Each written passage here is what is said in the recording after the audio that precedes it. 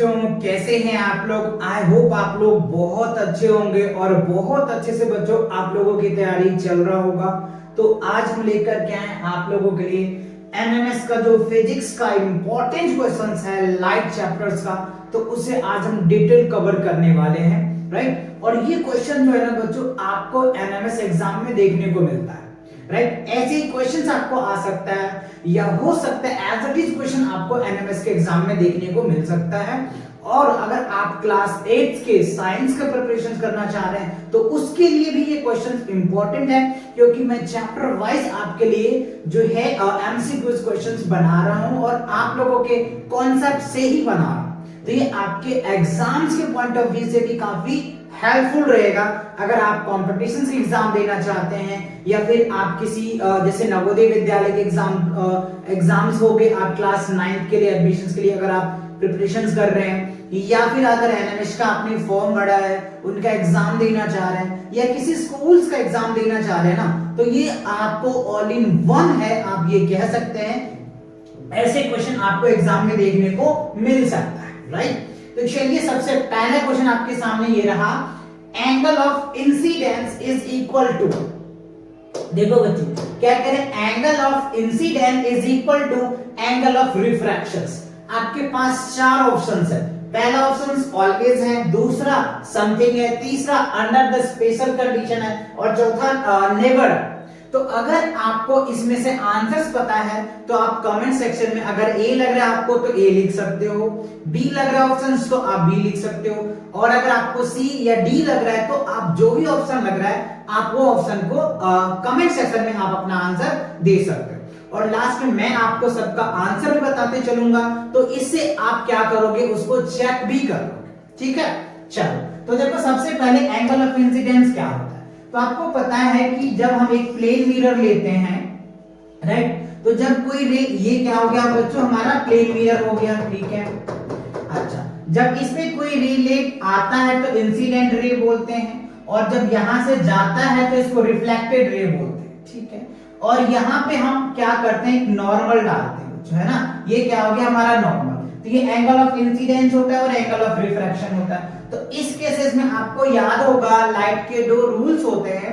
पहला रूल्स क्या कहता है कि एंगल आई बराबर क्या होता है, एंगल आर होता है, याद होगा।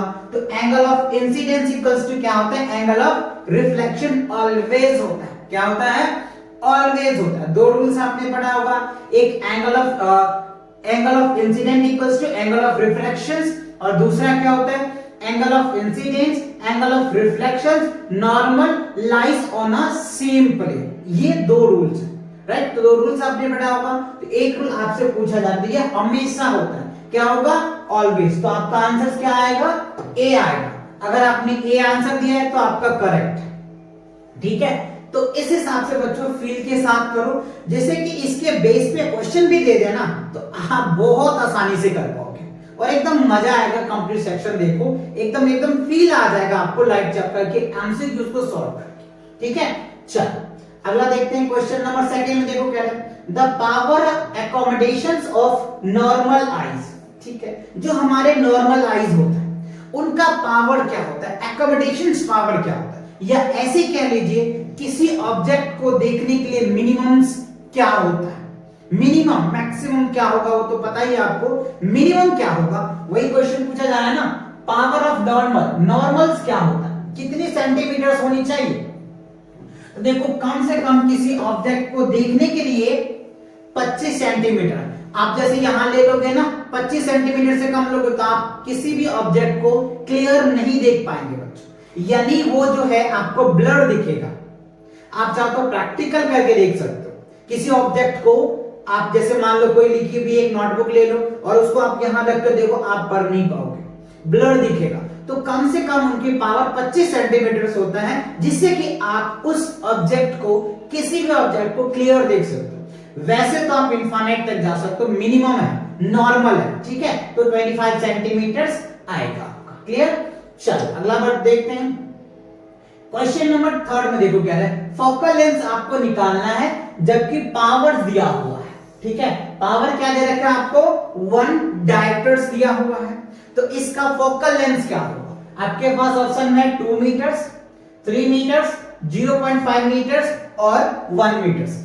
अगर आपको इसका आंसर पता है तो कमेंट सेक्शन में वही, अगर आपको ए लग रहा है तो ए दो, बी लग रहा है तो बी, सी लग रहा है तो सी, जो लग रहा है आपको ऑप्शन दो, राइट। मैं आपको अभी सॉल्व करके दिखाऊंगा जिससे कि आपको क्लियर हो जाएगा, ठीक है।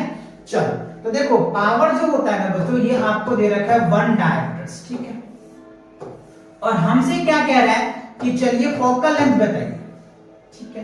तो यहां जो फोकल लेंथ होगा ना बच्चों वो हमेशा मीटर में होगा।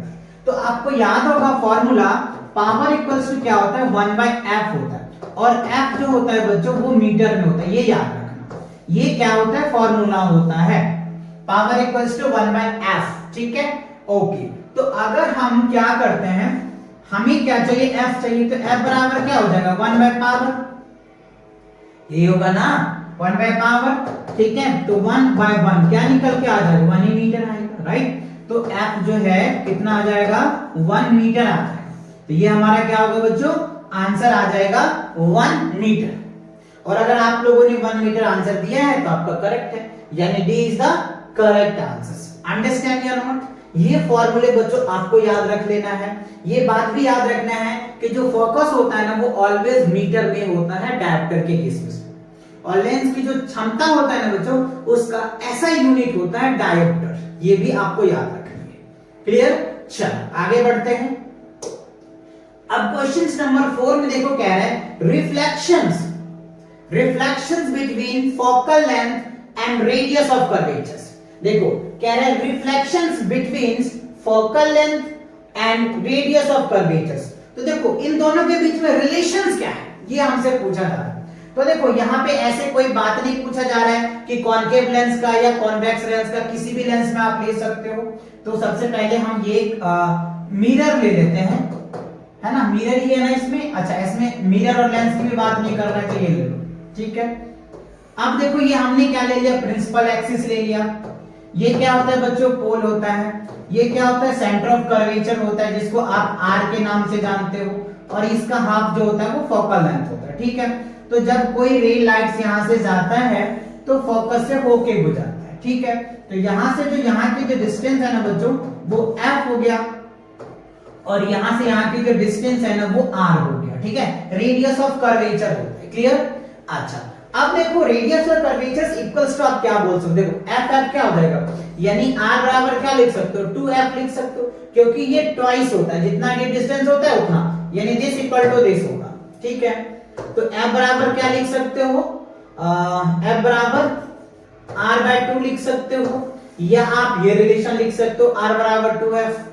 तो देखो इसमें ये रिलेशन दे रखा है क्या, नहीं बच्चों, आपको f बराबर r/2 दिया हुआ, ये रिलेशन दे रखा है। तो ये आपका क्या हो जाएगा, करेक्ट आंसर होगा, है ना। देखो f बराबर क्या r/2 और r बराबर 2 into f, तो इसमें दे ही रखा है, तो ये रिलेशन आपके लिए करेक्ट होगा, राइट। तो ये फॉर्मूलाज बच्चों बहुत अच्छे से याद करना, क्योंकि इस पे आपको डायरेक्ट क्वेश्चन भी पूछा जा सकता है, राइट। तो ये चीजें आपको याद रखनी है, क्लियर। चलो आगे बढ़ते हैं। अब क्वेश्चन नंबर 5 में देखो क्या है, the image form by the spherical mirror. अच्छा चलो बच्चों, एक क्वेश्चन में आपसे पुट अप करता हूं कि मिरर कितने टाइप्स के होते हैं, और अगर आपको पता है तो कमेंट सेक्शन में बताओ, how many types of mirror, mirror कितने टाइप्स के होते हैं, ठीक है। तो हमसे क्या पूछ रहा है, स्फेरिकल मिरर में कैसा इमेज बनता है। ऑप्शन है आपके पास, रियल इमेज बनता है, वर्चुअल इमेज बनता है, रियल या वर्चुअल इमेज बनता है, या फिर नॉन ऑफ दीस। तो बच्चों इसका की कॉन्सेप्ट को पहले समझो, अगर आपको आंसर है तो बताइए कमेंट सेक्शन में। चलिए तो सबसे पहले देखो, स्फेरिकल मिरर जो होता है ना बच्चों दो टाइप्स के होते हैं, ठीक है। एक होता है कॉनकेव, राइट, कॉनकेव मिरर होता है, और दूसरा जो होता है कॉन्वेक्स मिरर होता है। क्या होता है, कॉन्वेक्स मिरर।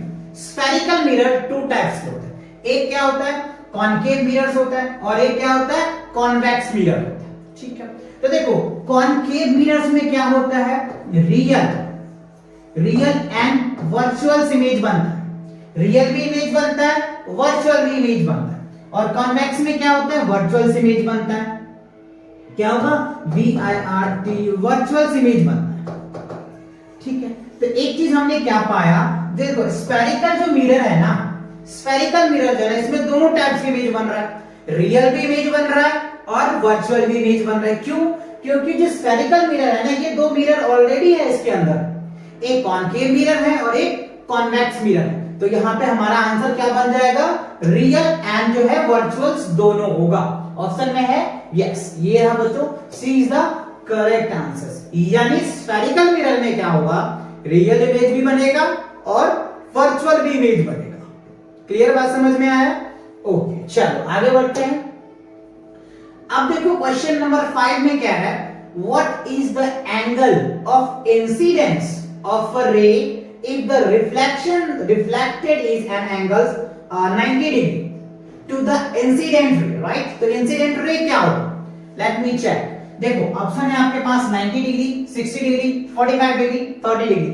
क्या है आंसर्स? अगर आपको पता है तो आप इसे ऑप्शन जो भी है आप कमेंट सेक्शन में इसका आंसर दे सकते हो, राइट? और अगर आपको नहीं पता है तो कंप्लीट देखो, मैं सॉल्यूशन भी आपको करके दिखा रहा हूं, है ना।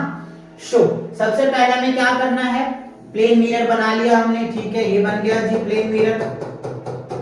अच्छा, जब ये आता है तो इसको इंसिडेंट रे बोलते हैं। अब ये किधर जाएगा किसी को नहीं पता, तो हम यहाँ क्या डाल देते हैं, नॉर्मल डाल देते हैं जी, नॉर्मल डाल दिए, और जैसे आया उतने एंगल से जाएगा, यही तो बोलते हैं। तो आप बच्चों फिगर आप अच्छे से बना लेना, है ना, ठीक है। ये हो गया इंसिडेंट रे और ये हो गया रिफ्लेक्टेड रे।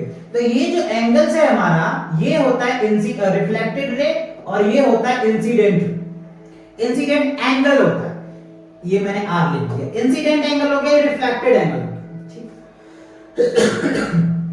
तो क्वेश्चन में देखो क्या है, रिफ्लेक्टेड एंगल जो है हमारा 90 डिग्री दे रखा है। ये देखो ये कितना दे रखा है आपको, 90 डिग्री का एंगल दे रखा है। तो ये जो एंगल्स होगा, इंसिडेंट जो एंगल होगा इसका हाफ ही होगा ना बच्चों, क्योंकि ये पूरा एंगल 90 डिग्री है। तो 90 डिग्री को हम क्या करेंगे, 2 से डिवाइड करेंगे। तो 90 डिग्री से अगर 2 से डिवाइड करेंगे ना तो 45 डिग्री होगा। इट मींस ये हमारा 45 डिग्री होगा और ये भी 45 डिग्री होगा। और रूल्स ये कहता है आपका कि angle of incidence equals to क्या होता है, एंगल ऑफ रिफ्रैक्शन होता है। तो अगर I 45 डिग्री है तो R भी 45 डिग्री होगा, या R 45 डिग्री है तो I भी 45 डिग्री होगा। बात क्लियर समझ में आया? तो आंसर क्या होगा, 45 डिग्री, राइट। कई बच्चे तो डायरेक्ट 90 डिग्री को टिक कर दिए होंगे, बिकॉज क्योंकि उन्हें रूल पता है कि sir angle of incident equals to angle of refraction होता है। लेकिन बच्चों ऐसे क्वेश्चन में थोड़े से ट्विस्ट होते हैं, तो आप उन बात को भी ध्यान में रखेंगे, नहीं तो बच्चों आपके आंसर गलत हो सकते हैं। तो आप उन बात को बहुत बारीकी से, बहुत अच्छे से आप ध्यान रखेंगे, क्योंकि एग्जामिनर को पता है कि आप कहां गलती करेंगे, है ना। इस वजह से वो क्वेश्चंस में ऐसा ट्विस्ट लाता है। आपके जो भी टीचर्स हैं जो पेपर्स बनाते हैं ना, उन्हें पता है कहां पे मिस्टेक करने वाले हैं, तो वो पेपर में ट्विस्ट लाते हैं। तो बट आपको इन चीजों से एक्टिव रहना होगा, इन कॉन्सेप्ट से एक्टिव रहना होगा, जिससे कि आप कोई मिस्टेक ना करें और आपके पेपर में अच्छे से अच्छे मार्क्स आए। बात समझ आ रही है कि नहीं आ रही, क्लियर आ रही है? ओके, चलो आगे बढ़े। अब देखो क्वेश्चन नंबर 6 में क्या है, Which of the following is the source of light? आपके पास ऑप्शन है, ऑप्शन में मून है, सन है, अर्थ है, स्टार है। तो देखो सोर्स ऑफ लाइट क्या है, राइट। तो मेन सोर्स ऑफ लाइट कह सकते हैं, या मोस्ट सोर्स ऑफ लाइट जो कह सकते हैं बच्चों, वो क्या होता है, सन होता है। सन जो है ना सबसे ज्यादा सोर्स ऑफ लाइट होता है। जैसे बच्चों अभी आपको पता है ठंड लग रहा है आप लोगों को, बिकॉज क्योंकि सन का जो रोशनी है ना, लाइट जो है ना, वो हमारे अर्थ तक एकदम अच्छे से नहीं आ पाता, जिस वजह से हम लोगों को इतने ठंड का फीलिंग लेना पड़ता है या ठंड होता है। तो इसीलिए आप विंटर सीजन में देखो, सॉरी समर सीजन में देखो, समर सीजन में देखो इतनी लाइट होती है हम लोगों के पास कि हम लोगों को पता नहीं इतनी गर्मी लगती है, एसी में जाना पड़ता है। समझ रहे बात को? इसीलिए कहा जाता है, ये कहा जाता है कि ये है सन जो है सबसे ज्यादा एनर्जी देने वाले एक स्टार है, ठीक है। वैसे आप बोलोगे सर स्टार भी तो है, लेकिन स्टार तो इतनी दूर होते हैं ना, सन भी एक स्टार ही है लेकिन सन नियर है और बाकी स्टार बहुत दूर है। इस वजह से अर्थ तक आते आते उसकी रेज की एनर्जी कम हो जाता है, इस वजह से हम लोगों को ज्यादा गर्मी नहीं दे पाता या अर्थ पे उतनी ज्यादा हीट नहीं जनरेट कर पाता, राइट। तो आपका क्या होगा बच्चों, आंसर बी होगा। क्लियर, चलिए आगे बढ़े। अब क्वेश्चन नंबर 7 में देखो क्या है, which of the following best describe the speeds of light. देखो स्पीड ऑफ लाइट क्या होता है, जैसे आपको पता है आपके साइकिल की क्या स्पीड्स है, आपको पता है आपका बाइक की क्या स्पीड्स है, आपको पता है आपका कार का क्या स्पीड्स है, आप किस स्पीड से चलते हो। ठीक है सर, लाइट की भी तो स्पीड्स होगी, है ना, वही जगह है। Which of the following describe speed of lights. Light जो सन से निकलते हैं और यहां तक आते हैं तो उसका कुछ ना कुछ तो स्पीड होगा ना बच्चों, राइट। तो क्या होगा, आपके पास 4 ऑप्शंस है। ए में 3 लाख मीटर पर सेकेंड है, या 3000 किलोमीटर पर सेकेंड है, या 3 लाख किलोमीटर पर सेकेंड है। तो आंसर जो होगा बच्चों सी होगा, क्योंकि स्पीड्स ऑफ लाइट होता है ना 3 लाख किलोमीटर पर सेकेंड। ये बात आपको याद रखना है, या फिर अगर आप ऐसे रखते हो तो 3 into 10 to the power 8 metre पर सेकेंड होता है। अगर आप पर सेकेंड में लर्न करना चाह रहे हो तो आप ऐसे लर्न कर सकते हो, ठीक है। या फिर अगर आप किलोमीटर में लर्न करना चाह रहे हो तो 3 इंटू 10 टू द पावर क्या हो जाएगा, इसमें से 3 लेस कर दो तो 5 3 8 5 किलोमीटर पर सेकेंड हो जाएगा। ऐसे आप लिख सकते हो। क्लियर हुआ, समझ आ रहा है कि नहीं आ रहा है, बात क्लियर हो रही है। तो बच्चों इस सब को बहुत अच्छे से याद करें, आपको हायर क्लासेस में इसके यूज बहुत देखने को मिलते हैं। इसीलिए मैं बेसिक से बेसिक बातें आपको कवर करवा रहा हूं, और यही क्वेश्चंस आपसे पूछा जाता है और आपको लगता है सर मुझे तो कुछ नहीं आता है। बच्चों आपको आता है, आप या तो चैप्टर को अच्छे से स्टडी नहीं करते हो, चैप्टर को अच्छे से रीडिंग नहीं करते हो। अगर आप चैप्टर को प्रॉपर अच्छे से रीडिंग करोगे ना, एक बार में आपको क्लियर नहीं होगा, 1-2 बार जब आप रीडिंग करते हो ना चैप्टर को, तब आपको ये सारी बातें क्लियर होती है, राइट। कई बच्चे क्या करते हैं, चैप्टर रीडिंग नहीं करते, मैम ने करवा दिया क्वेश्चन आंसर, चलो उसको याद कर लेंगे, यही पेपर हमारा। बच्चों आप उस चैप्टर को पढ़ें, पढ़ने के बाद आपको बहुत ऐसे सारे क्वेश्चंस पुट ऑफ होंगे, उन क्वेश्चन को आप आंसर ढूंढो, अपने टीचर से पूछो, अपने पेरेंट्स से पूछो, अपने दोस्तों से भी पूछो और डिस्कस करो, तब जाकर के उस पे एक क्लियरिटी मिलेगा और आप लॉट्स ऑफ क्वेश्चन किसी भी चैप्टर से बना सकते हैं। बट उसे आपको जितनी क्वेश्चन बनाने की कैपेसिटी रखोगे उतनी बार आपको पढ़ना पड़ेगा, जितने पढ़ोगे उतने ही आपके माइंड में क्वेश्चन पुट अप होगा और जिससे आप फिर आंसर भी ढूंढोगे।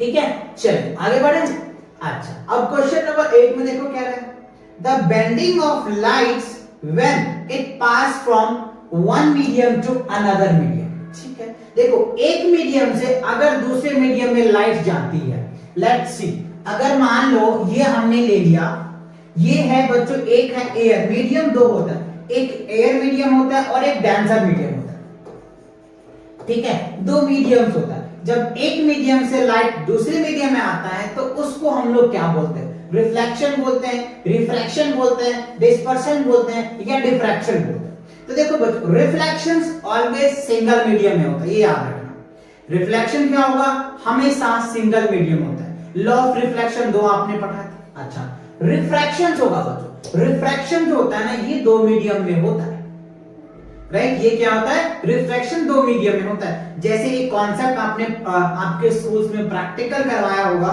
राइट, कि जब हम किसी भी स्टिक को पानी में डालते हैं तो वो ऊपर दिखता है, या आप किसी आप मान लो अगर एक कॉइन या 1 रुपए का सिक्का का डालोगे तो आपको ऊपर प्रतीत होगा, वो रिफ्रैक्शन के कारण होता है।